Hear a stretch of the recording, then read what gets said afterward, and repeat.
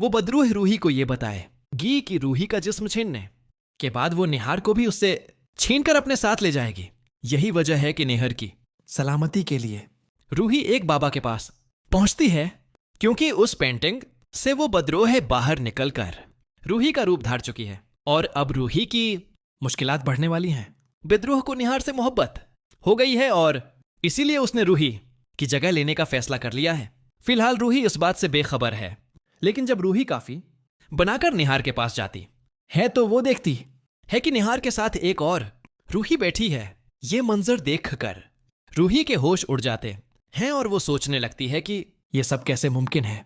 वो फौरन निहार के पास जाकर समझाने की कोशिश करती है कि वही असली रूही है, मगर निहार उसे नजर अंदाज कर देता है और रूही को समझ आ जाता है कि निहार उसे देख ही नहीं पा रहा। रूही बदरूह के पास जाकर पूछती है कि आखिर वो कौन है और क्यों उसकी जगह लेने की कोशिश कर रही है।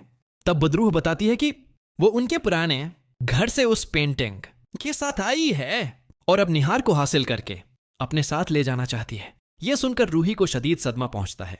वो बदरूह को डांटती है कि निहार के बारे में ऐसा सोचने की उसकी हिम्मत कैसे हुई और कहती है कि वो अभी जाकर निहार को सब कुछ बता देगी। लेकिन बदरूह हुंसते हुए कहती है कि रूही अब किसी को कुछ नहीं बता सकती क्योंकि उसे कोई देख ही नहीं सकता। बदरूह ये भी बताती है कि उसने रूही का जिस्म और उसका सरापा छीन लिया है और अब असल रूही महज एक साया बन चुकी है। रूही भागकर घर वालों के पास जाती है, मगर कोई उसे नहीं देख पाता।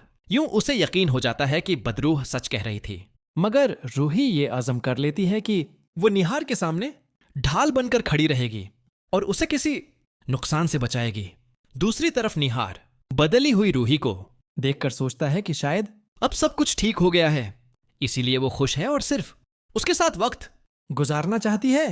बदरूह निहार को बाहर घुमाने के लिए कहती है और निहार उसे इनकार नहीं कर पाता। लेकिन जब निहार इस बात का जिक्र घर वालों से करता है तो दादी को गुस्सा लाता है और वो रूही असल में बदरूह को टोक देती है। दादी के कड़वे अल्फाज सुनकर बदरूह शदीद बरहम हो जाती है और दादी को धमकी देती है कि अगर वो दोबारा निहार और उसके दरमियान आई तो सबसे पहले उसी को खत्म कर देगी। ये सब देखकर असल रूही को शक हो जाता है कि बदरूह के दिमाग में कोई खतरनाक मंसूबा है। वो उसका पीछा करने का फैसला करती है।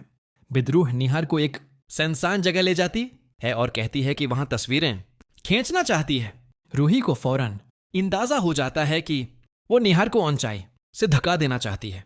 रूही खुदा से निहार की हिफाजत की दुआ करती है और दुआ कबूल हो जाती है, क्योंकि उसी वक्त निहार के पास दफ्तर से फोन आ जाता है और उसे फौरन जाना पड़ता है।